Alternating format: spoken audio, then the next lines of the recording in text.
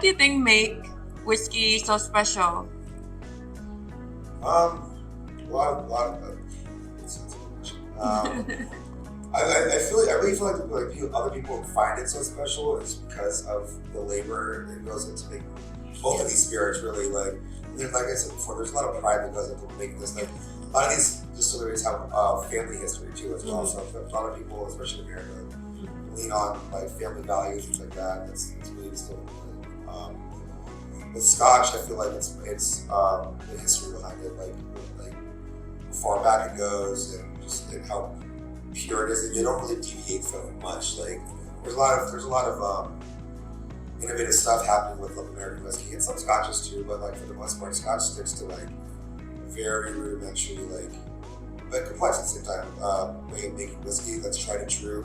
They don't deviate from that, and I think that's what people find most exciting about it. How about you, Mike? What makes a just tequila the process. I mean, it takes so much more time to make a tequila than it does to make any other spirit, because you have to grow the agave plant, and you have to get a proper agave. You want it in the ground for 6 to 8 years. Yeah, corn doesn't agave doesn't go as fast as corn does. yeah, exactly. that's so, and even then, just to give a great example, the Tears of Lorena. This is a 8-year agave. And then the agave is harvested and is distilled, and then it's 5 years in the barrels. So now we're 13 years before anybody's even tasted it. Then you have Fuente Seca. This is 21 years in the barrel. This is the oldest aged tequila that is sold onto the market. This was harvested in 1993. So that means in 1985, the agave was planted. And then it was, after 1993, it was harvested and distilled into a spirit. 1994, it went into the barrel, and then it sat in the barrel for 21 years. So yeah, when you sip this, it started in 1985. Do you think your customers know the aging processes? Yes, and everything about age statements. They're great. When it comes to whiskey, it's more for like, I feel like it does matter. Like once whiskey hits a barrel, it's like American whiskey. Once it hits a barrel, it's considered. Once the distillate hits a barrel, it's considered whiskey. It can age for 1 month. It can age for a million months. But it's considered whiskey now. Generally, the best way to drink whiskey is after the 2-year range. Yeah. And on. That being said, once you're aging in a barrel, all of that is being pulled out from those barrels, and actually the angel share keeps being pulled out as well. So like 50-year-old whiskey, I've had 50-year-old whiskey. It's not good. Oh. Just because it sits in the barrel longer. I mean, that being said, everyone's palate's different. Someone might like it, but like people have this distinction, this thing where they think that if the longer it sits in the barrel, the better it is. That's simply not true. If anything, it starts to lose a lot of its characteristics from the initial distillate to the strips, essentially. Like it becomes more mellow and drinkable, and it's less astringent from its natural state. But in my opinion, it gets really far away from what you're looking for. Yeah. Even though, like I said, I've had this. Fuente Seca makes several lines, this being the oldest at 21 years. They make a 5, a 6, a 7, an 8, 9, 11, 15, 18, and I think the best is 7. Yeah. I think it's the best. Yeah.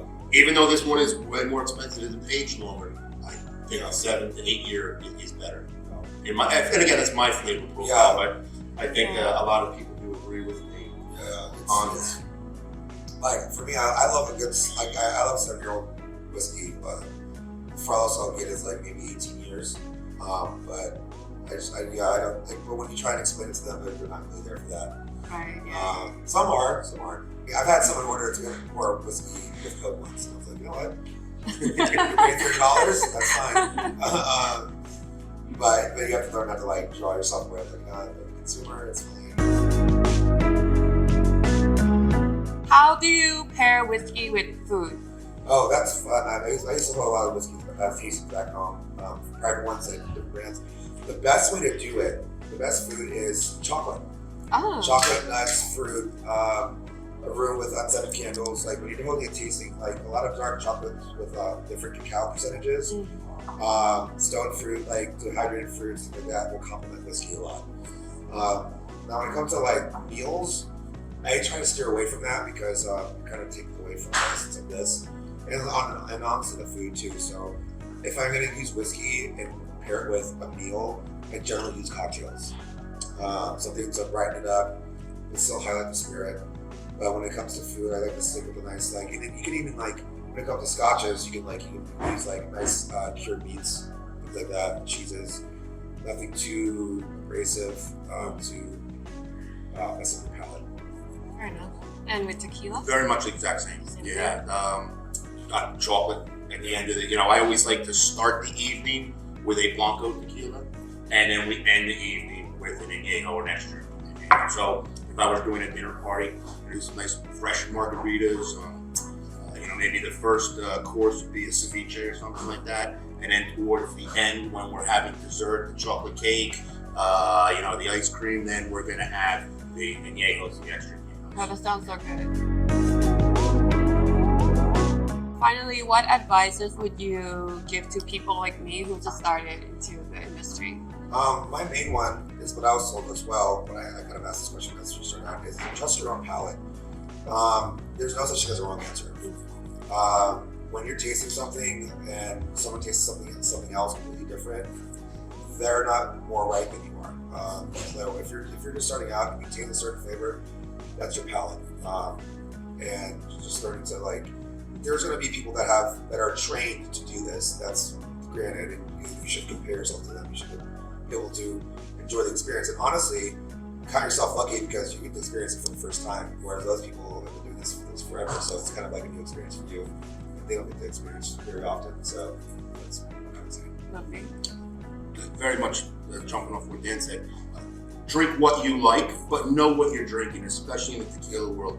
There is a massive amount of additive-filled tequilas. Oh yeah. So they will make a very poor tasting tequila, but then legally they're allowed to add additives to it. And stuff like birthday cake flavoring, vanilla, heavy vanilla, and you think it's this is great, this is what real tequila tastes like. That's where the hangover comes from. No, it's not real tequila that you're tasting. It's an additive tequila that is marketed towards one of the main, several of the main companies now are marketing, they're using additives to market a very specific target in the United States that has never been well represented in tequila, and that's the female palate. Women were never big tequila drinkers. So what they're doing now is they're taking tequila and they're adding additives to it that are more in line with the female palate, that sweet flavor, that dessert flavor. So they're literally taking birthday cake flavoring, adding it into tequila, and they're pushing it towards the female market, which they never had. Traditionally females were not big tequila drinkers. I don't know. I've seen knock back tequila. Yeah. But so like I said, enjoy if that's what you like, but just know what you're drinking. And then the next thing I would definitely say is if you're getting into this business of really, you have to visit a distillery. You have to visit. Yeah, because you're just gonna you can read as many books as you want, you can watch as many YouTube videos, but until you're really there and seeing it, hearing it, and smelling it, and then tasting it, sometimes right from the still, you don't understand the process. Oh, that sounds good. Yeah, you have to just really be there in person, and one of the biggest things I find is just the aromas. Yeah. From walking into a distillery and just smelling that is ridiculous. It's like really wanting to jump back. And then once you're actually at the distillery, you're physically seeing it and smelling it and tasting it. Sometimes, like I said, right from the still. Then everything you read or watched on YouTube, it all makes sense. It all makes sense. So highly recommend that. And there's a lot of almost all distilleries offer if they're legitimate distilleries will offer a tour of their distillery. Illegit, like tequila brands, I could say for tequila industry, some of the tour ones that are adding additives, Yeah. they don't have distillery tours. How come? Because they don't want you to see what they're doing. Yeah. They don't want Okay. you to see what they're doing. Yes. That's not good, is it? No, it's Do you want to walk us through your bottles? Dan? Oh yeah. Not in any specific order. I love a good Highland Scotch. It tends to be on the more sweeter candy, but it has a little minerality to it. Not too much peat.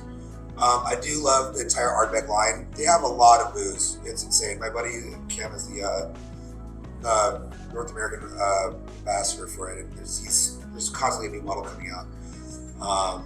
Wheat Beastie is probably my favorite new one. This is what we describe as smelling like a burning hospital. Oh. Very medicinal, very like it's actually I've never heard that one. yeah, it's actually a descriptor of Highland Scotch as Band-Aids and medicinal. Band-Aids and medicinal. Yeah, so this is for your very neat, you really want to punch in the mouth kind of thing. Bruichladdich is also an Highland Scotch, but it's not as peated as this one. They rely more on kind of more fresher taste. They do have a Port Charlotte that is going to be peated and unpeated. They have two different ones. And then Glen Turner, this is kind of the same one on vein with the Highland blend over here. Not Glen, sorry. So it has not too much smoke to it, but more of a stone fruity apricot kind of flavor to it. And then this is a different kind of heat than this. You can both call these both hot.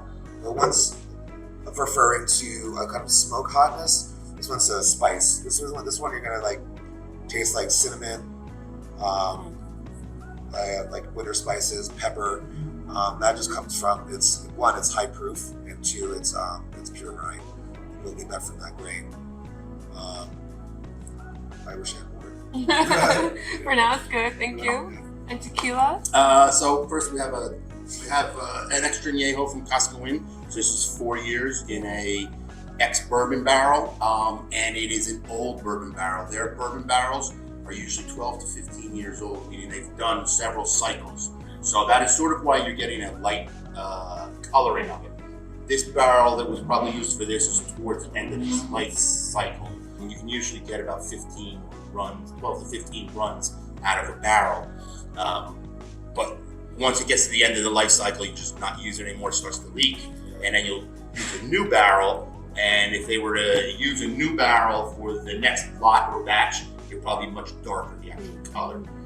They do that, at Cascawen, they use that barrel over and over again to help push the agave flavor forward. So it's not getting too much of the bourbon or the whiskey, ex-whiskey that was in there, and or too much of the oak flavoring. And like we said before, the Tears of Lorena, this is 3 different oak barrels that are 5 years. So the distillate is then divided into 3 barrels. They're all aged for 5 years, and they're all blended back into one big vat, and that is then aged for about another 6-8 months, and then it is topped. And then the Don Fulano, this is a añejo, even though it's very dark. This one's only a year, about 18 months, in a French limousine. Yeah, French limousine barrel. So this is for Don Fulano, they only use French oak or European oaks. This is a real nice one. It's got an interesting flavor to it. We can try it a little later. It's a Patron. It's a sherry cask. So it's an oak barrel, but it was previously used to make sherry. And then I bought some really cool stuff from my recent trip to Peru. So this is a Peruvian whiskey, the first Peruvian whiskey. It's only the distillery's only been around for about 3 years now. We're looking to bring it into Bangkok. And they're using black corn from the Andes Mountains. Cool. So I went down there, visited with these guys, saw how they were doing everything. And after that visit to that distillery, I went to the only agave distillate distillery, which you would consider a tequila, outside of Mexico. You can't call it tequila due to the denomination of origin. So any agave spirit that's made in Mexico can be called tequila. Outside of Mexico, you can't call it tequila. It's sort of like a champagne, only can be in the Champagne region. Cognac can only be in the Cognac region. Tequila, only in the Tequila region. But it is made with the agave plant, so it's an agave distillate. So this is a reposado, but it's aged in the Don Michael barrels, the black whiskey barrels, out of Peru. These two guys work together. And then the last one I bought is, like we said, probably one of the rarest commercially available tequilas in the world. Fuente Seca, 21 year. So that means it was aged in the barrels for 21 years. With that being said, it took 8 years to grow the agave, 1 year for probably harvested and then distilled, rested for a while, then barreled. So you're looking at 8, 21, you're looking about 30 plus years to make this one bottle. Yeah. How many bottles came out of it? I think it was about 8,000 maybe, if that. And this is going now on for about 1,700 in the US, which is not bad for all the work that went into that. There's 4 bottles in Thailand. And, 4? 4. There's 2 at my bar, 1 at my house, and then 1 at Oho at the Standard Hotel. Lovely. I bet you're really proud. That's something really proud. So the tasting process is the same as whiskey, correct?